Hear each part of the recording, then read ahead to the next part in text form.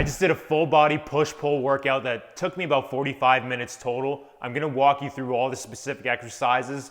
It includes 3 different blocks, block A, B, and C. Each block includes a superset. We're including all of the major movement patterns within this training session. So we've got a knee dominant, hip dominant, a push, and a pull movement. I'm gonna walk you through all the exercises, give you some coaching cues and tips on how you can get the most out of the training session. Let's get to it. Now, one of the things I love about full body training is malleability and the flexibility that it has for you when it comes to some programming options. You have the ability to superset a lot of exercises. So this workout is a great example of just that. Block A, I supersetted a knee dominant exercise with an upper body pull. So I took a single leg squat to box and I paired it with chin-ups. Now, the reason I like pairing a knee dominant with an upper body pull movement like these two is that they're complementary to each other. They don't contradict one another, meaning that neither exercise takes away from the other. So I could perform single leg squats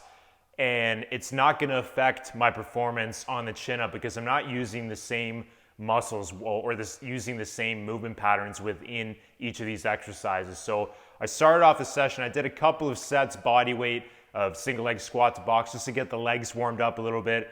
I did another set with a pretty light sandbag just to kind of groove the pattern. And then once I got up to my working set, I had a heavier sandbag and I had 2 chains around my shoulders as well at the same time.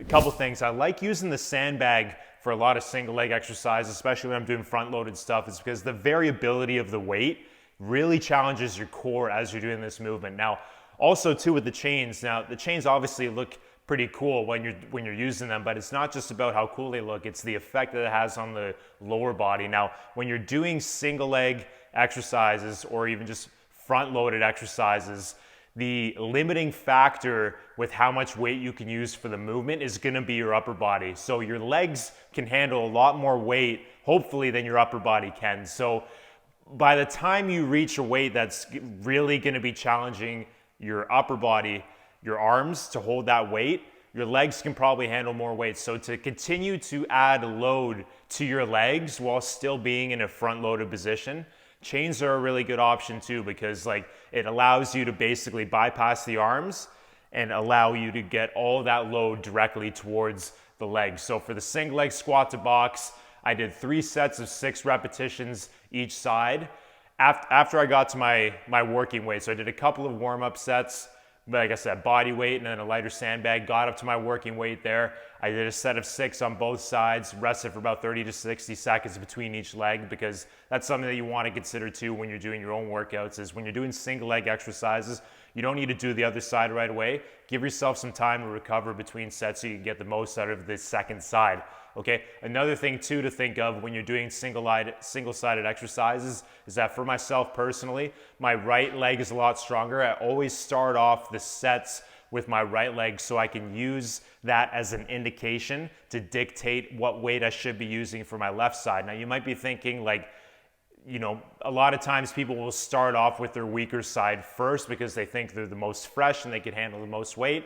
Now that's a logical consideration and something to think about, but in fact that you're going to get most out of the exercise if you start off on your stronger side first, because you want your strong side to dictate the weight you're going to be using for your weak side. So that means you're going to be bringing your weak side up to your stronger side and not making your stronger side weaker. So it's just something to consider, something that I've been doing personally with my own workouts when it comes to doing some single-sided exercises, whether it's single leg squats, lunges, single arm presses, what have you. So after I got up to my working weight, I did a set of 6 each leg. I paired it with a set of chin-ups. I did as many reps as possible for 3 sets. So the thing I like about that is that it gives me objective data right now. So I'm going to be following this routine for a few weeks. Now I'm going to take note of how many reps I got across all 3 sets for the chin-ups, and each week I'm going to try to beat my score from the previous week. So I'm going to tally up my total score, check it, and the next week when I'm following the same training routine, I'm going to try to beat that score. Now as long as I'm making progress and I'm beating that score on a weekly basis, I know that things are going well. I'm going to continue to follow this routine. I'm expecting anywhere between 3 to 4 weeks is probably how long I'm going to be following this. And then I'm going to switch up the workout, take a little bit of deload or a taper week, and slowly start ramping back up with new workouts and exercises. So again, block A, single leg squat to box, 3 sets of 6 repetitions each side. So that's A1. A2 is 3 sets of chin-ups for about as many reps as possible, tallying up how many repetitions you get for the chin-up. So block B, I paired a upper body push with a lower body pull. So I did a dumbbell alternating bench press for 3 sets of 8 reps each side, B1. B2 is a single leg stability ball curl. Now, a couple things. For the alternating dumbbell bench press, I like doing the alternating press because it really challenges your core stability. That offsetted loading of pressing with one arm at a time really challenges your balance. You really got to drive your feet through the floor and your shoulders back in towards the bench to give yourself a lot of stability and get the most out of this exercise. Again, going back to like our earlier block A, I like pairing a upper body push with a hip dominant movement like this is because these two movement patterns, they don't take away from one another. You can get a lot out of each exercise and while still supersetting them together.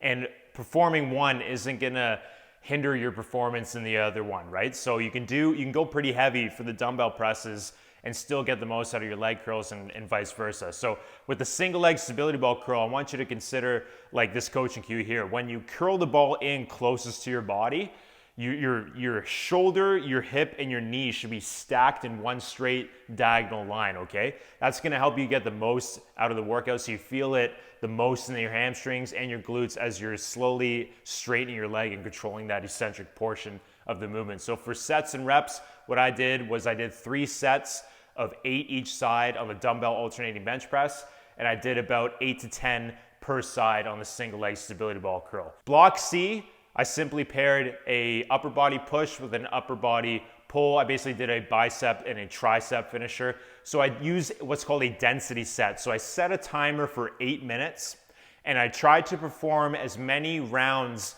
of close grip push-ups for a set of 10 and easy bar curls for a set of 10. I tried to complete as many rounds of that as possible.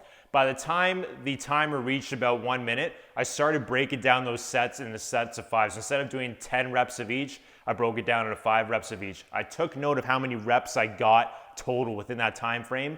And similar to the chin-ups that I did earlier, it gives me objective data and a goal to shoot for next week. So since I'm gonna be following this for a few weeks, next week I'm gonna try to beat my total rep count and beat that score from the previous week. And again, I usually follow these sort of routines for about 3 to 4 weeks at a time before I switch things up. So if you're looking for a way to increase the intensity of your workouts and give you something to shoot for, right? Density sets are really good because you're basically carving out a chunk of time, doing as many rounds or repetitions as you can within that time frame, and you just keep the time consistent week by week for a few weeks and just try to complete more rounds or repetitions within that time frame. It's a great way to give yourself something to shoot for and kind of kick yourself in the butt when you're doing your own workouts. Hope you guys enjoyed the workout. Please like this video and subscribe. If you have any questions, please let me know in the comments. Thank you so much for taking the time for watching today. I'll see you guys soon.